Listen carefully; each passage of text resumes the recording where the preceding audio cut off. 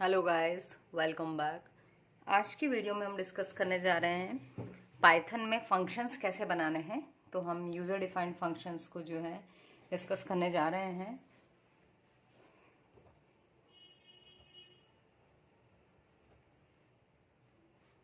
तो देखिए, जब भी आपको फंक्शन बनाना है तो आपको जो कीवर्ड यूज़ होगा वो है DEF।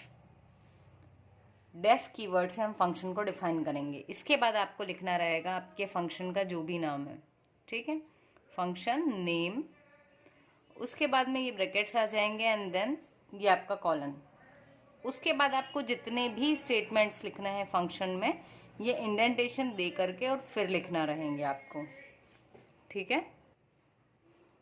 तो आपको जितने भी स्टेटमेंट्स लिखते जाना है, आप कंटिन्यूसली लिखते चलिए यहाँ पर। और आपको ब्रैकेट्स की कोई नीड नहीं है।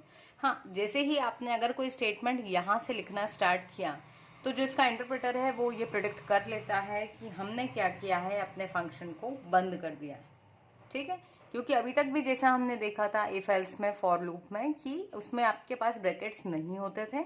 ब्रैकेट्स का काम कौन करता था? इंडेंटेशन, ठीक है। तो सेम चीज़ यहाँ रहेगी। जितनी बार आप इंडेंट कर करके लिखते चलेंगे उन सारे स्टेटमेंट्स को एक ब्लॉक माना जाएगा।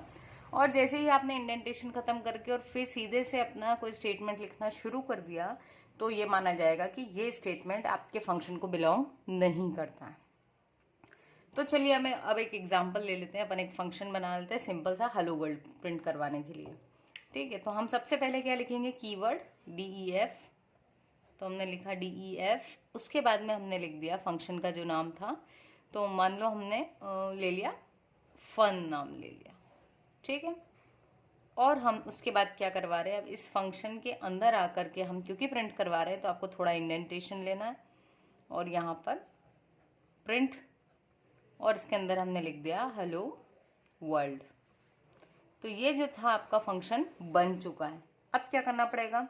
फंक्शन एग्जीक्यूट कब होता है? जब फंक्शन को कॉल किया जाता है। तो हमें ये अपना जो प्रोग्राम चल रहा है इसी के अंदर हम क्या करेंगे? अब इंडेंटेशन हटा दें और इस फंक्शन को कॉल करवा देते हैं। तो हमने लिख दिया फन और ये ब्रैकेट्स, और ये अपनी एक फाइल बना ली। मान लो अपन ने p1.py नाम से अपन ने फाइल बनाई थी। तो पाइचाम में आपके पास यहाँ एक ग्रीन वो रहता है जिसको आप क्लिक करते हो जैसे ही, वैसे ही यहाँ पर नीचे आपको टर्मिनल पे आउटपुट मिल जाता है ना। उसी विंडो में नीचे स्क्रीन सब डिवाइडेड रहती है और यहाँ पे आपको आउटपुट मिल जाता है। तो आप यहाँ क्या कर सकते हैं? यहाँ जाके आप आउटपुट में जब देखेंगे तो क्योंकि जब ये फन कॉल हुआ तो यहाँ पर कंट्रोल गया, इसके अंदर हम आए, ये कोई आर्ग्यूमेंट्स नहीं ले रहा था। अभी इसी वीडियो में हम एक आर्ग्यूमेंट लेकर के भी देखेंगे, एक फंक्शन बनाएंगे, ठीक है। तो ये आर्ग्यूमेंट नहीं ले रहा था तो कंट्रोल आया यहाँ पर और हेलो वर्ल्ड आपको आउटपुट में प्रिंट होके मिल जाएगा, ठीक है। सो आई होप ये आपको समझ में आ रहा होगा। अब हम ले लेते हैं अपना दूसरा प्रोग्राम, एक और एग्जांपल ले लेते हैं। इसको मान लेते हैं अपना p2.py। आप नाम कुछ भी दे सकते हो बट एक्सटेंशन हमको .py ज़रूर से लगाना है, ठीक है। तो अब हम मान लेते हैं कि हम क्या करवा रहे थे? दो नंबर्स जो हैं उनको ऐड करवा रहे थे, वैल्यू को रिटर्न भी करवा लेंगे हम, ठीक है। तो जैसा आपका रिटर्न कीवर्ड जावा में, C++ में, सी में यूज़ होता था, वैसा ही आपका काम यहाँ पर भी करेगा वो, ठीक है। तो हम यहाँ बना रहे हैं एक फंक्शन। तो हमने अपना एक फंक्शन ले लिया, उसका नाम ले लिया हमने सम, ठीक है। उसके बाद ये जो सम है ये आपकी दो वैल्यूज को रीड करवा रहा है। तो यहाँ पे अब हम क्या कर रहे हैं कि फाइनली हमने यहाँ पर एक सम नाम का फंक्शन बनाया है और ये सम क्या करेगा? हम मान लेते हैं दो वेरिएबल्स को ऐड करवा रहे हैं हम, ठीक है। तो a, b हमने यहाँ लिख दिया। उसके बाद अगेन इंडेंट करके हम क्या लिख दें? यहाँ पर a और b को ऐड करवाना है। तो ये आपके ऊपर है कि आप इसको रिटर्न करवाना चाहते हो या यहीं प्रिंट करवाना चाहते हो। तो आई थिंक प्रिंट करवाना आ गया है तो हम रिटर्न करवा के देख लेते हैं। तो यहाँ हमने क्या किया? c में a+b करवा दिया, ठीक है। और यहाँ पर नीचे आ गया अपने रिटर्न किसको करवा दिया? c को। हम चाहते तो ये सिंगल लाइन में भी कर सकते थे। यहाँ लिख देते आप रिटर्न, ब्रैकेट में लिख देते a+b, तो a+b ऐड होके उसका सम रिटर्न हो जाता। अब क्योंकि फंक्शन का काम खत्म हो गया है, इतना ही था उसका कि ऐड करके वैल्यू रिटर्न करना, तो अब हम इसके इंडेंटेशन खत्म करके यहाँ आ जाते हैं और यहाँ पे हम क्या कर लेते हैं? कोई एक वेरिएबल ले लेते हैं, ठीक, और उस वेरिएबल के अंदर इस सम को कॉल करवा देते हैं। इसमें क्यों करवा रहे हैं? क्योंकि ये जो वैल्यू देगा वो होल्ड करने के लिए कुछ हो, तो हमने x में होल्ड करवा लिया। तो हमने लिखा x = सम और यहाँ हमने वैल्यूज दे दी 10 और 20। और अब x में क्योंकि अपना सम आ चुका है रिजल्ट, तो हमने क्या करवा दिया, प्रिंट करवा दिया रिजल्ट इक्वल्स टू, और जो वैल्यू थी वो किस में है, x में।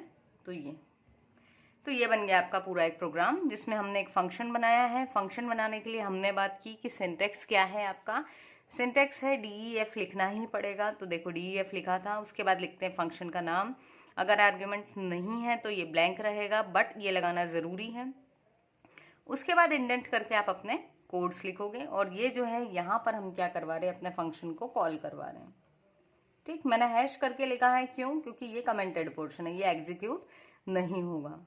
तो ये फंक्शन कॉल करवा दिया। वैसे ही हमने एक दूसरा देखा, इस वाले में हमने ये देखा कि अब आपके पास में फंक्शन तो है, बट ये क्या है, विथ आर्ग्यूमेंट वाला।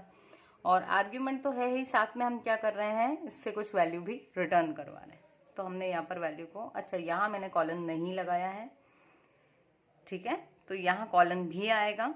अब हम और देखें यदि इस वाले को, तो हमने लिखा डेफ, जिससे पता चला कि ये फंक्शन है। दूसरा फंक्शन नेम, इसमें दे दी आर्ग्यूमेंट्स, अंदर आए, इंडेंट करके लिखा एक स्टेटमेंट, इंडेंट करके ही दूसरा भी लिखा। इसमें हमने जो सी था उसको रिटर्न करवा दिया। दैट मीन्स रिटर्न कीवर्ड जो है पाइथन में भी सपोर्ट करता है। फिर हम आ गए बाहर। जैसे ही हमने इंडेंटेशन खत्म किया, ये समझ में आ गया है कि अब जो हमारा ये जो फंक्शन चल रहा था ये यहाँ पर टर्मिनेट हो चुका है। अब हम आ गए यहाँ पर, और हमने क्या किया, एक्स एक कोई सा भी वेरिएबल ले लिया। पाइथन में ये लिबर्टी है कि आपको डिक्लेयर पहले नहीं करना पड़ता है, तो डायरेक्टली हमने यूज़ कर लिया। क्या लिखा है हमने यहाँ पर, हमने लिखा है यहाँ x में वैल्यू सम, और सम के अंदर ये जो दो आर्ग्यूमेंट्स भेजना थी वो वैल्यूज हमने यहाँ पास करवा दी। ठीक है, आप इसको ऐसे भी कर सकते हैं कि यहाँ कॉल करवाने के पहले दो वैल्यूज यूजर से ले लूँ और वो वैल्यूज को यहाँ पास करवा दूँ। अब हमने क्योंकि वैल्यूज दे दी थी और ये जो x है इसमें वैल्यू ऐड होके आ गई, जैसे ही यहाँ पर कंट्रोल आया वो किसके पास जाएगा, इसके पास ऐड होगा, वैल्यू रिटर्न होके इसको रिप्लेस करके यहाँ आपकी वैल्यूज आ जाएगी। उसके बाद में हमने क्या किया, रिजल्ट इक्वल्स टू x में जो भी आया, अभी के केस में 30 आएगा, वो 30 हम प्रिंट करवा देंगे। सो यहाँ इतना सिंपल सा है आपका फंक्शन, और मुझे लगता है आपको इसलिए अभी अच्छे से सीख लेना चाहिए, क्योंकि जेंगो वगैरह जब यूज़ करेंगे आगे तो उसमें भी ये जो है आपके पाइथन के फंक्शंस यूज़ में आएंगे, तो आपको ये जो बेसिक्स हैं ये क्लियर होना चाहिए।